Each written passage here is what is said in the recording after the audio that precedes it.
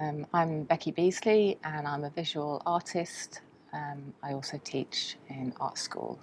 2 years ago I guest curated a section of Coastal Currents.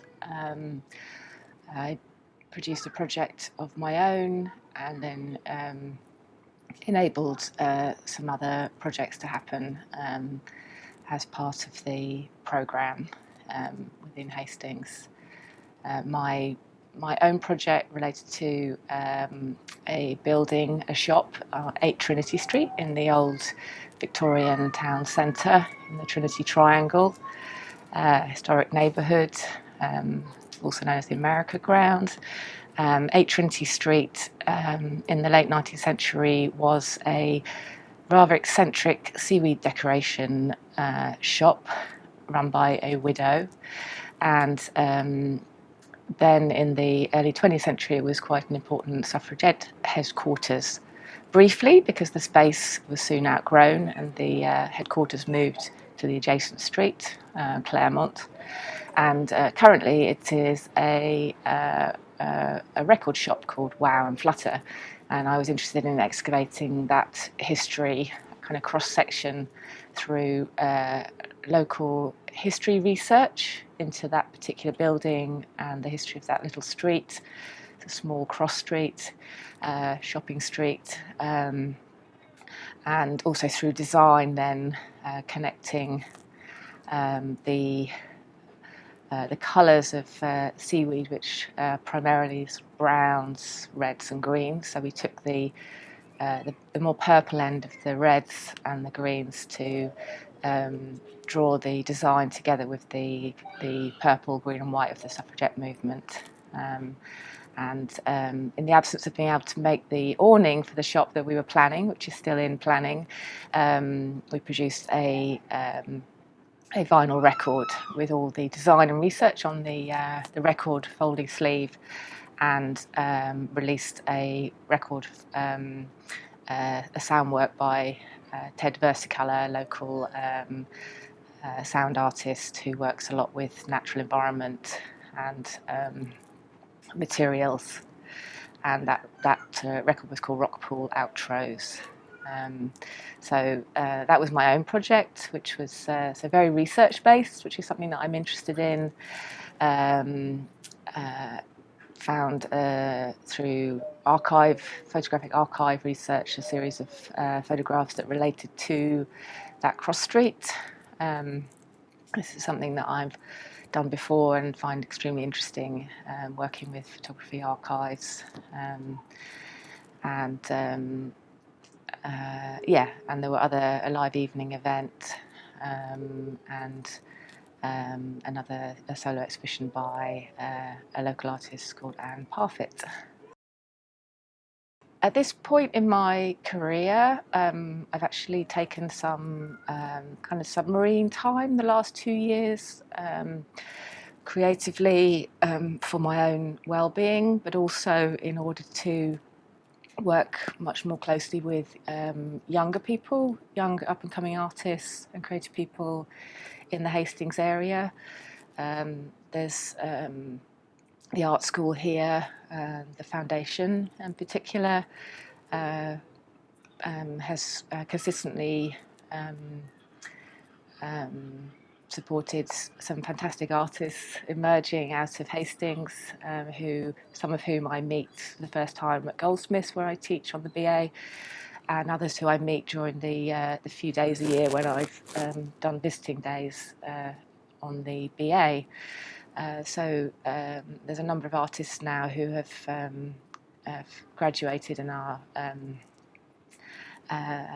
I have close relationships with and support in their early stages of their careers. I've also been working with, and more recently, with young black creative artists in the area.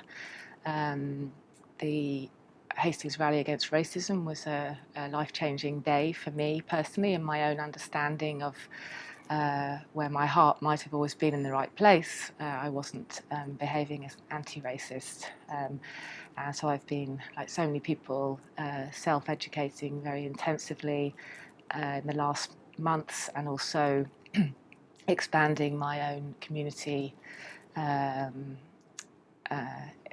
the process. So I've been mentoring some young artists. I put a call out through my own Instagram community and platform, and I've been working with on sort of mentoring. At the moment, I'm working with Nancy Odefuna, who's an incredible young artist who was at a point in her own life where the mentoring sessions have been really great for kind of focusing the next stage of her career, and also she's a wonderful person to spend time with. Black Lives Matter movement right now has changed the way I understand my practice, my role, and what it is I need to be doing in a very fundamental way.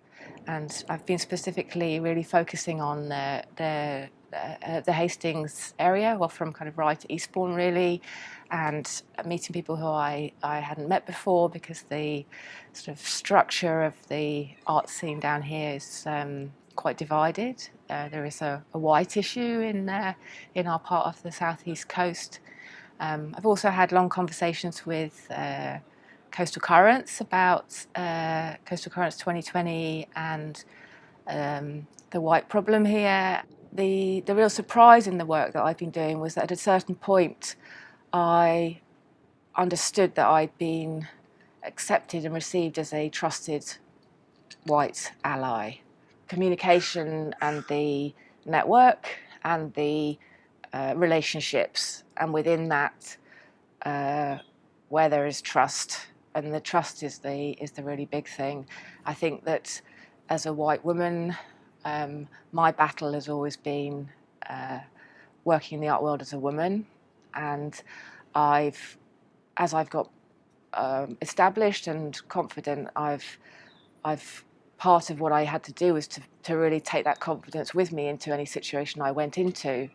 And the really big change for me is to finding myself in situations where I understand that my presence is making that space, potentially making that space unsafe for a black woman, and working out how to bring all of myself and my experience and my love into a conversation with someone, but at the same time understanding that I have my own blind sides, and that I need to really understand what it is that's happening when I enter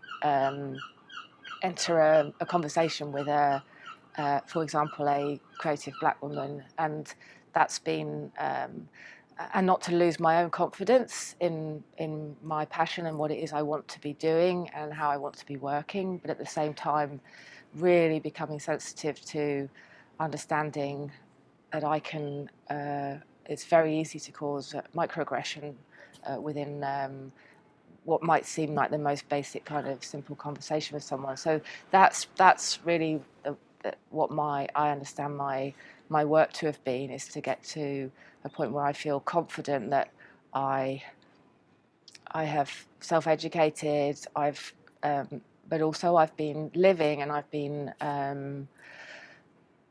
really working on my whole every level of my own life.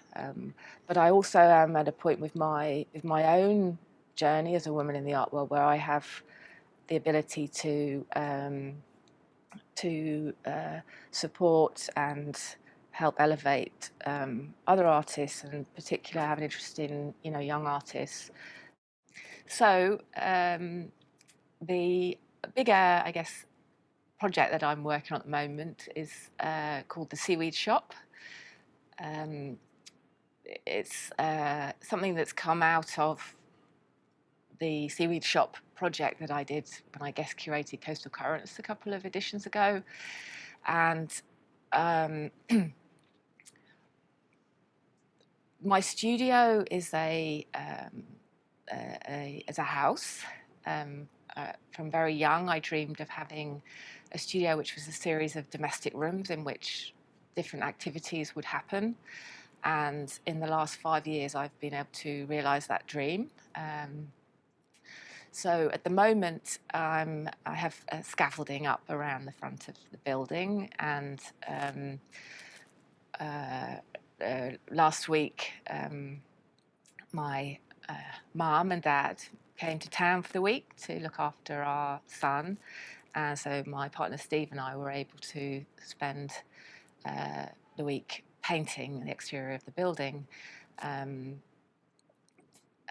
The ground floor front room, which is a Victorian bay windowed front room, which I'm sure many people will have been in their lives. It's a very common kind of room. Will be the single interior space of the seaweed shop. It's envisaged as a total artwork, an interior, a decor, but which will, likewise with the exterior, be very soft. The building is an end of terrace, so I have a large side wall on which I've painted a very minimal mural. The building has been painted a light green. The windows are a very slightly darker tone green. So the building, I hope, is going to feel very soft, and it's very slightly nuanced, but fairly ordinary, but just slightly soft, and with the under the knowledge that at the point at which I kind of launched the seaweed shop, that it is the sort of facade of the seaweed shop.